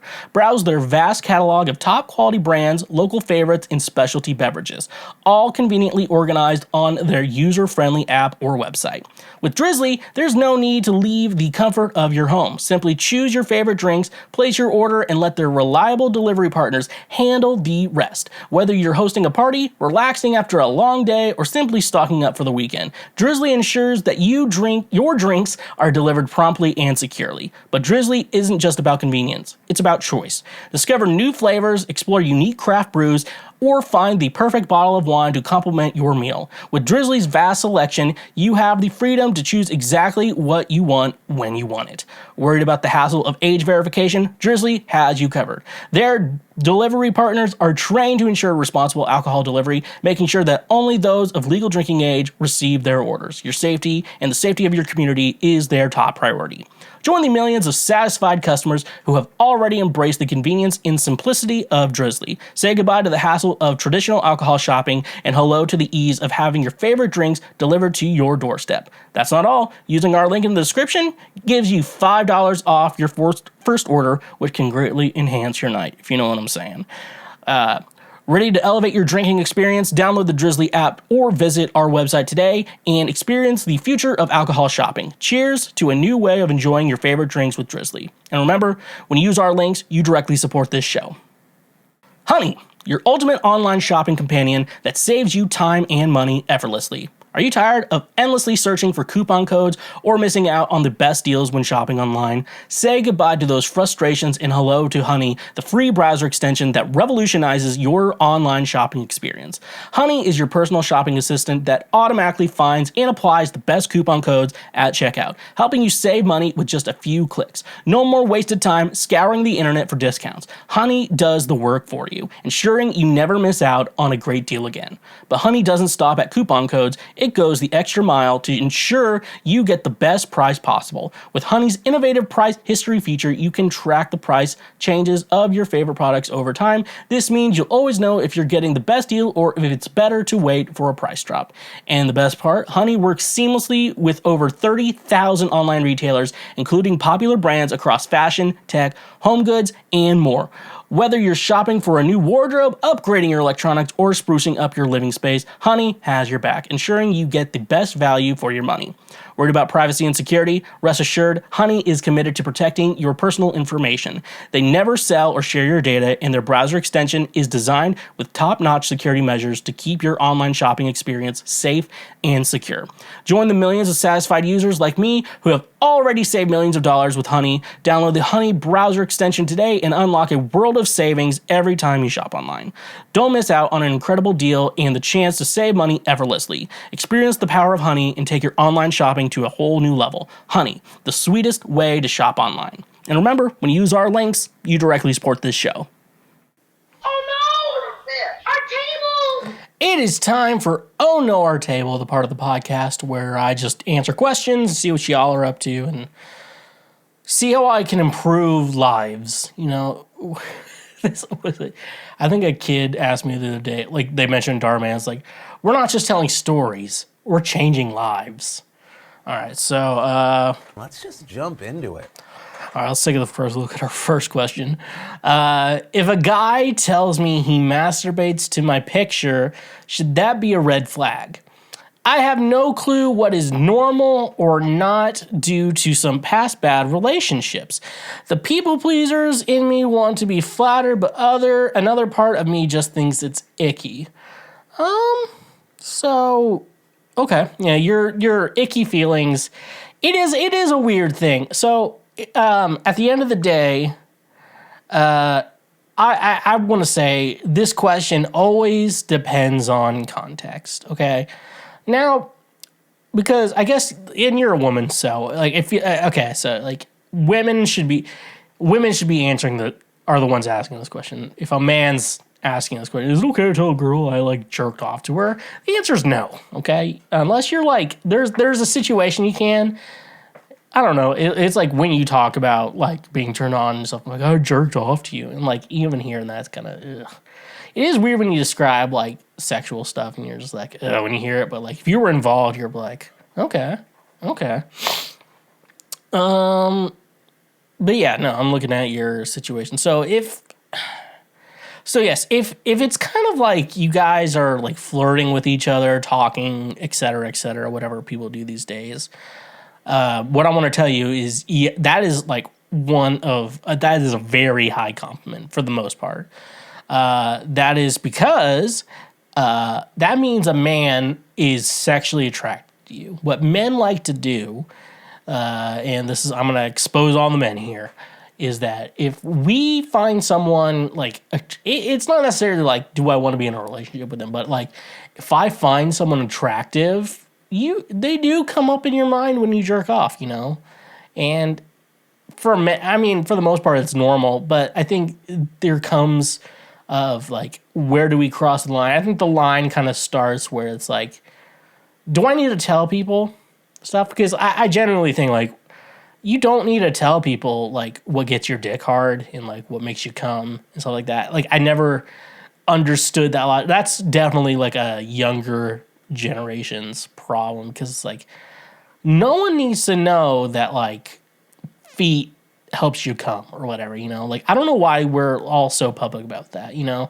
I try to keep my love life somewhat private, you know, and it actually is kind of a problem how much I keep it private, where it's like I should probably bring some of this stuff up with my therapist, but at the same time, God, I hope my therapist doesn't fucking listen to this show, dude. Like, it's not like she can't just go online and listen to herself. It's not like I'm blocking her or anything. It's just like, I just hope there's like some honor system where it's like a therapist doesn't think about their clients like when, I mean, you think there's a healthy amount and stuff like that, especially if I had to substitute music classes for a couple of days, it comes down to like, you think about, if they're working on a song, like I think about, I'm like, what, they need to improve this. Like you think about that, but like, I don't know, like, stuff like that. But is this a red flag? If it's like someone you're flirting with, no, don't consider that a red flag. Just take that as a compliment, because the compliment is he is sexually attracted to you. It's like, no matter the situation that comes up, if like you're offering to fuck, like he's gonna take it, and it's just like a dream come true. And really is because like men will fantasize, and like if women are like, I don't know how to turn on my man, look at porn. Porn is designed for the male fantasy. Like women have like books and shit like that. Men have porn. Like, and it's something like women need to realize, when they read their like, their romance novels, like men don't act like that in real life. And if they did, it'd be really weird. And it's also the very same, again, like women aren't just gonna be like, it's like, oh, you're hard right now? I'm so sorry. Let me just go ahead and figure that out for you. That's not, women see like, oh my God, you have a boner? Oh my God, I'm so sorry I gave that, and shit like that. So yeah, and then, yeah, so for ladies asking this question, if it's like a guy you're flirting with and he tells you this, like take that as a very high compliment, If it's just some random guy being like, I jerked off to you last night, and like, that's weird. Like, don't accept that, And also, man, know when you're supposed to say that shit, I shouldn't have to tell you that. I don't understand how men are attracted to women. Why? Do other women also think this from time to time? Well, I mean, like, yeah, every woman I've ever dated has been like, I don't know why I'm attracted to men. They just really, I am, And I like to date bisexuals. That sounds gross. Why did I say that? It's like, Got him! yeah, so I don't know. So what makes men attracted to women? There's obviously, I think it's mostly biologies in there. It's like we need to reproduce, so like men need to fuck, and then it's like if you want to fuck women, because I don't know, like they have holes or whatever, stuff like that, and how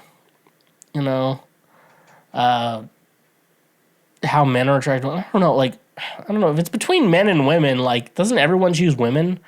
Like I know a lot of straight women who are like, I wish I wasn't attracted to men.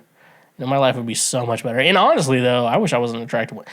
How much easier life would be if I was attracted to men, Like, as a guy who's like, I'm not really looking for a relationship, but like, I also want to fuck, you live in that weird bubble. And like, when you're gay, that can be true. You can be like, you can like get a dude in 10 minutes to come over and suck your dick or whatever. Like dreams come true. You bet I'm coming up in May.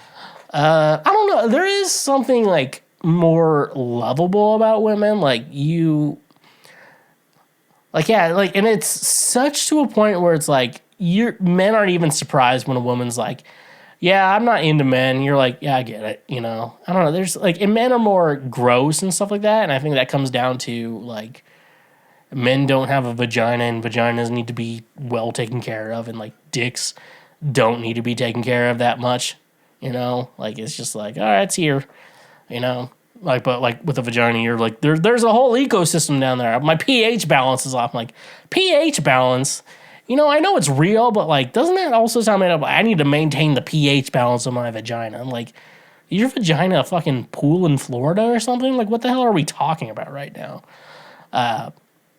So yeah, I don't know. I just think just like being softer, and then also having that more, I don't want to say like motherly kind of love or anything, but it's like that softness to it, and like that softness is at least more attractive, at least for men and women, like the softness, because men are hard and gross, and then women are soft and not gross. So I don't think I explained that well. I don't know. We're moving on.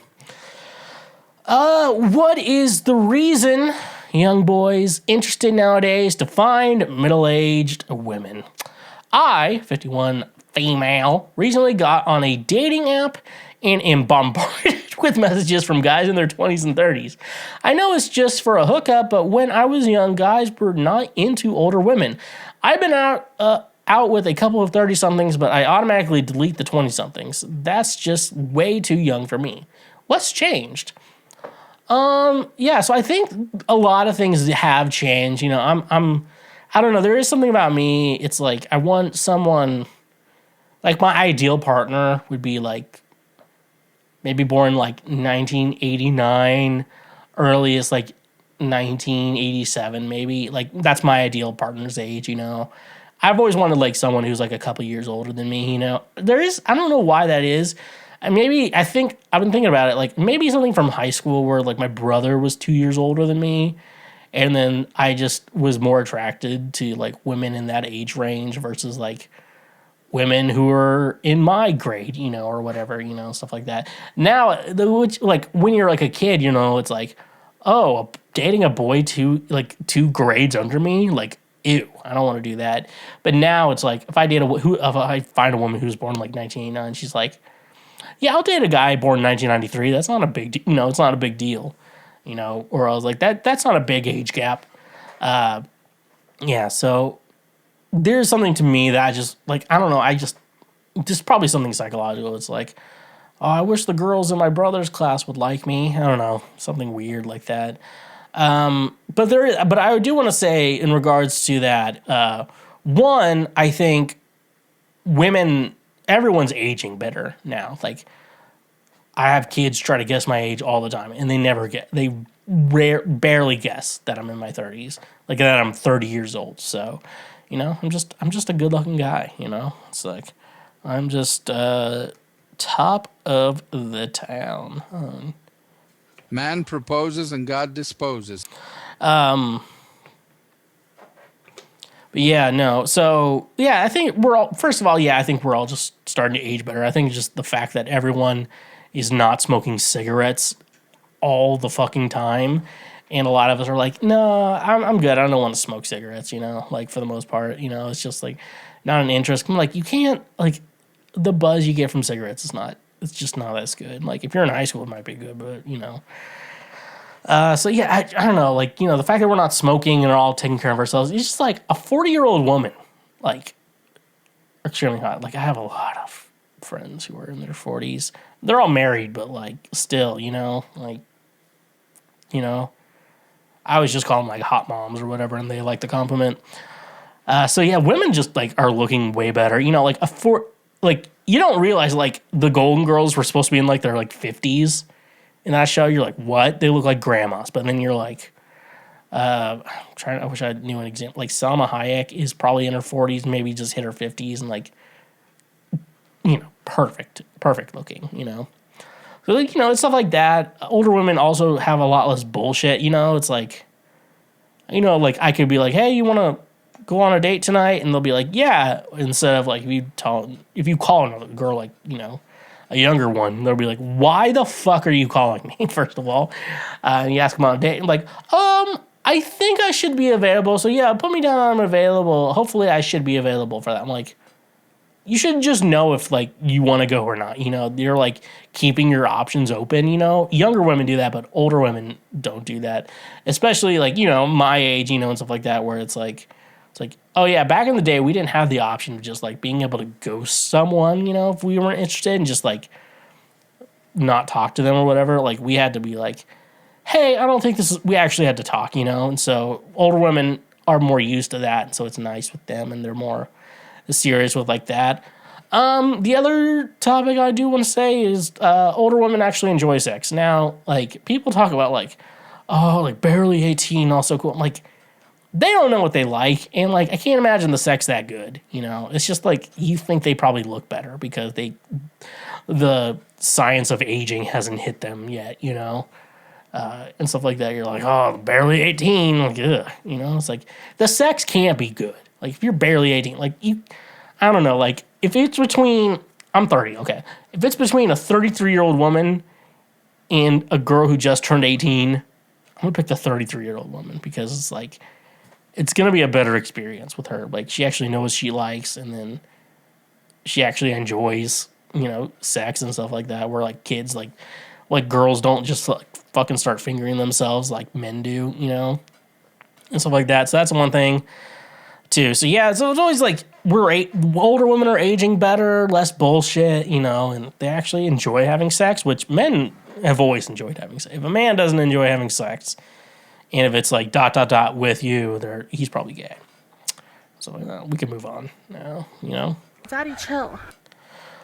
Who is alive right now that makes you question how are they not dead? Fuck. God damn it.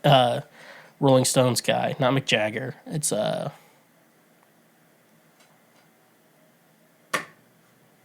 damn it. I have to look it up. I know the name too. Well, it's the guitars for the, for them.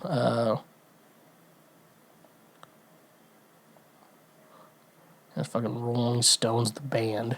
You can't do the magazine. Who is it? Keith Richards. God damn it. I was like, I knew when I put the question, I was like, it's going to be Keith Richards. I'm like, how is that guy alive? How did that guy outlive my dad? That's the question. My dad doesn't, I guess he drank a little bit when he was, like, in his 20s. It's like, that's it. All I know. My mom was like, I had a beer once. And like, how did Keith Richards outlive my dad? Like, can't get no satisfaction. I'm like, Mick Jagger, I know you've had satisfaction.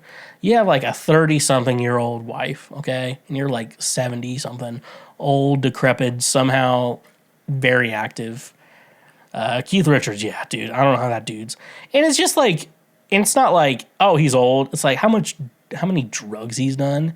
You hear some of these guys, like, like you read like a Motley Crue documentary or watch that or whatever. It's like, how are you not dead?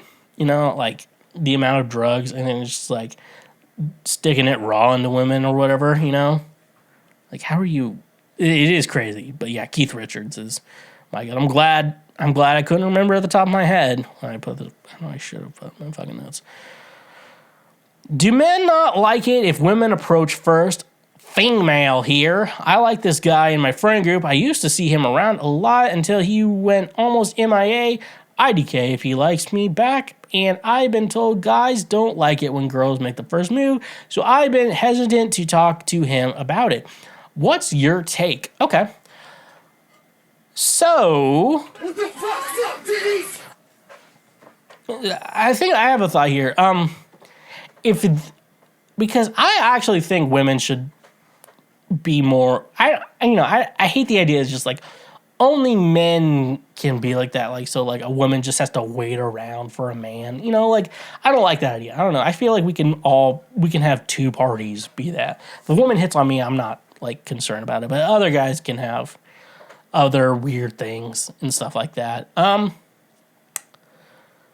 suggestion for you is that, like, yeah, you're worried about, like, women shouldn't approach men, and like, I don't know.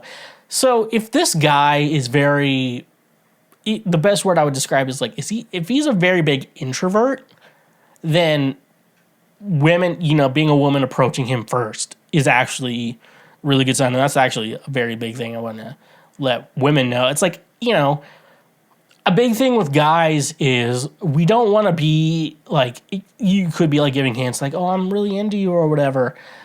But there's a lot of men who are just like, I'm really worried about like, I'm going to like sexually assault her for some reason. It's always the guys who don't do that shit who are always like, I'm so worried about it. I'm in a weird, like, you got to take risks, but I don't want to do it at the same time. So, it's always like worried shit about that or whatever. Yeah, if he's super introverted as a guy, yeah, definitely approach him first. Unless he's like a guy who needs to be like the guy like, hey, I need to like rise up to the occasion and rise up and make sure that Somehow Palpatine returned. make sure he didn't return or whatever. And stuff like that. So if he's like a super introverted, shy guy and you're into him, I'm not sure you shouldn't be like, you have to like go up to him the same way you would want a man to go up to you and yada, yada, yada and stuff like that. But yeah, no, I think, yeah, that is kind of a problem. Like, there's super shy guys, and they're always so nervous. And they're just like, I just don't want to make her feel uncomfortable. Like, a lot of, you'd be surprised how many guys are like that, you know? There's like a bug right here. A lot of guys are just like, I just, you know, I really want to just show her that I respect her and stuff like that. And a lot of times in translation, that comes to, I don't think this guy wants to fuck me. He does, don't worry. So, I don't know. Just assuming your situation, don't go on too strong with him, but like also at the same time, make very, you know, try to make very obvious hints and like stuff like that. And if you're like wanting to plan, like go out somewhere and plan something, don't feel, I don't think you should feel afraid to just be like, hey, you want to go out to this thing with me? He'll say yes or no, or, you know, whatever. He'll show you whatever interest it is. But, you know, for like a very shy, introverted type of guy, they really do need like a woman who is willing to approach first. So that is something. So women, ladies, females, I didn't do fucking shit.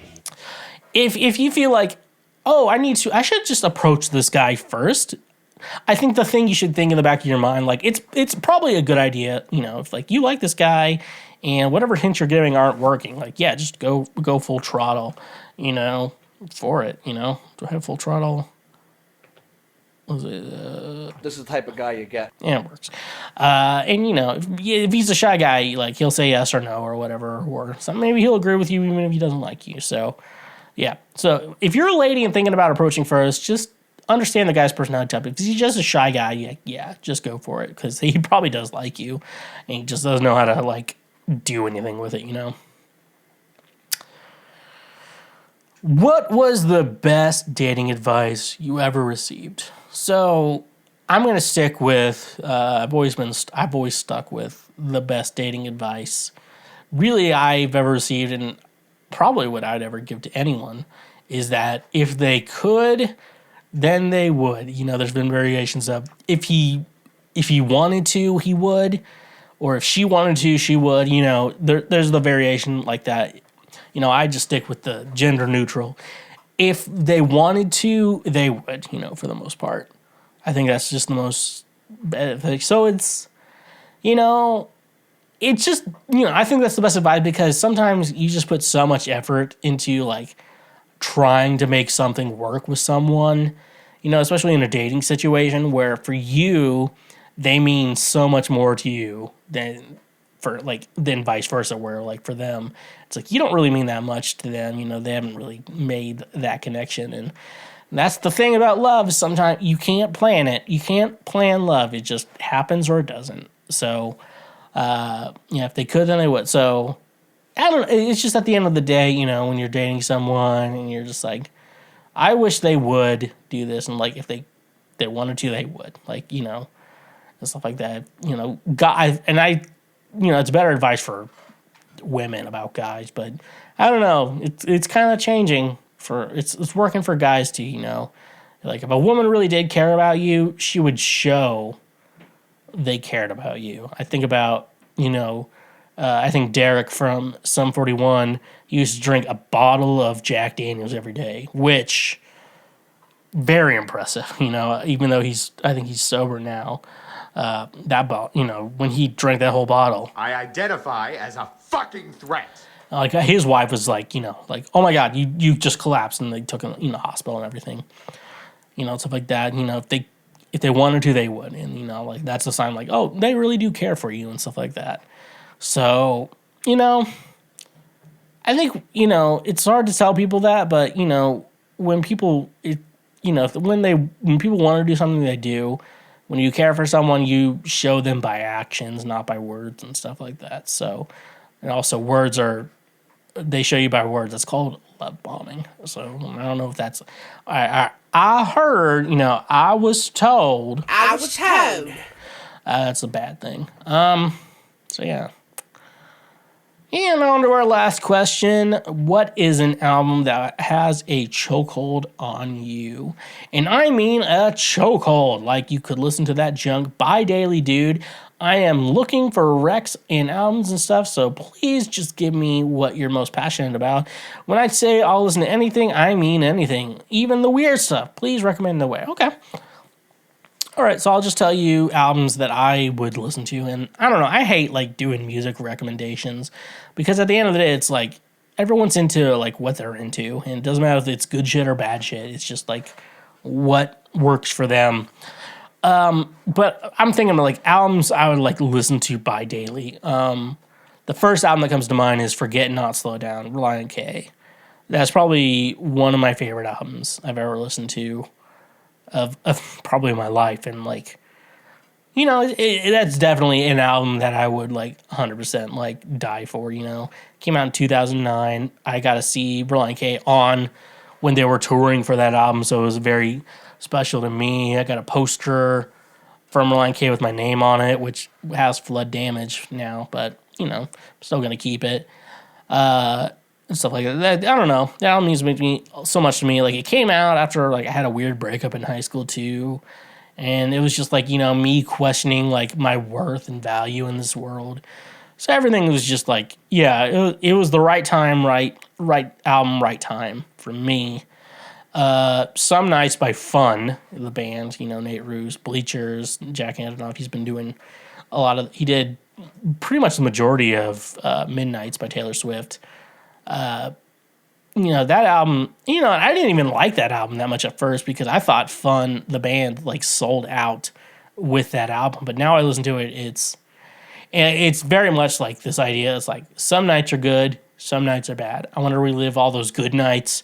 I want to get rid of these bad nights. You know, like how every night of your life is different and how different situations come into your life. And especially now I'm listening to the album, it's like, I miss my mom and dad for this. You know, it's like stuff like, you know, the last couple of years of my life, I was like not living near my dad, and you know, it's like lost time and stuff like that. It's like when I feel just very low, that's an album that like I listen to. And if I play shows, and it's like if I'm doing it, you know, I haven't done a lot of solo stuff in a minute, but usually when I do solo shows and I'm just like feeling my absolute worst, and I'm telling you, I will feel my absolute worst, I'll probably play We Are Young. And that's not even my favorite song on the album. It's my favorite song on the album. Why am I the one always packing up my stuff? And that's a good one. I don't know, it's like, yeah, and that song's good too. It's just like, why am I always the one who has to change things when bad things happen, or like when you cause bullshit and stuff like that. That's not my comeback. It's just albums I just fucking love. Under Oath, Lost in the Sound of Separation is a good one. I like that. That was a good time in my life. I don't even think it's the best Under Oath album they've ever released, you know? The new Blink album's been really getting to me. I will say the new MGK album, Born with... Is it Born? No, it's not Born with Horns. It's Mainstream Sellout, and then Tickets to My Downfall, you know? I don't know. He talks... Like, he's been talking about his dad. On those two albums, he really talked about his dad dying, and so those hit me hard. I don't know if those will stick around as much in the future, but, like, I know Reliant K's Forget Not Slow Down, Under Oath, Lost in the Sound of Separation, and especially Fun's Some Nights, that whole album. Like, yeah, those are definitely albums that really, yeah, definitely I would say have a chokehold on my life, and yeah, probably will for the rest of my life, because those have been albums that have been out over a decade at least, and like I'm still praising them. So with all that being said, thank you for listening to Cancel Schweezy, better known as the Lord's trademark favorite podcast. Thank you so much for checking out the show today. Follow me on social media at TheSchweezy, all my music under Schweezy, wherever you stream your music at. We have Cash App, we have PayPal, great ways to financially support the show. Say thank you for being a friend and travel down this road and back again. Make sure if you're listening, check out our YouTube page. look at our shorts, look at our highlights, share those with your friends. And if you're audio, give us a 5, 4, 3, 2, or 1-star review and a written review as well. Honk if you love butt drugs. Stay awesome. Believe it or not, Schweg isn't at home. Please leave a message at the beep. I must be out or I'd pick up the phone. Where could I be? Believe it or not, I'm not home. Thank you for tuning in to Cancel Schweezy, the Lord's trademark favorite podcast, and joining me on this incredible journey. I hope you've enjoyed the valuable insights and engaging discussion I brought to your ears. To ensure you never miss an episode, hit that subscribe button now. By subscribing, you'll receive automatic updates whenever we release new content, keeping you in the loop with the latest episodes and topics. Subscribing not only guarantees that you'll never miss a beat, but also helps support our show. Your subscription plays a crucial role in helping us continue to bring you high quality content and maintain our podcast growth. So whether you're listening on your favorite podcast platform or watching our YouTube channel, take a moment to click that subscribe button. Join our community of passionate listeners and be part of the journey. Personally, I appreciate your support, and together, we can make this podcast even better. So don't wait any longer. Hit that subscribe button now and stay connected with us. Thank you for being part of our podcast family.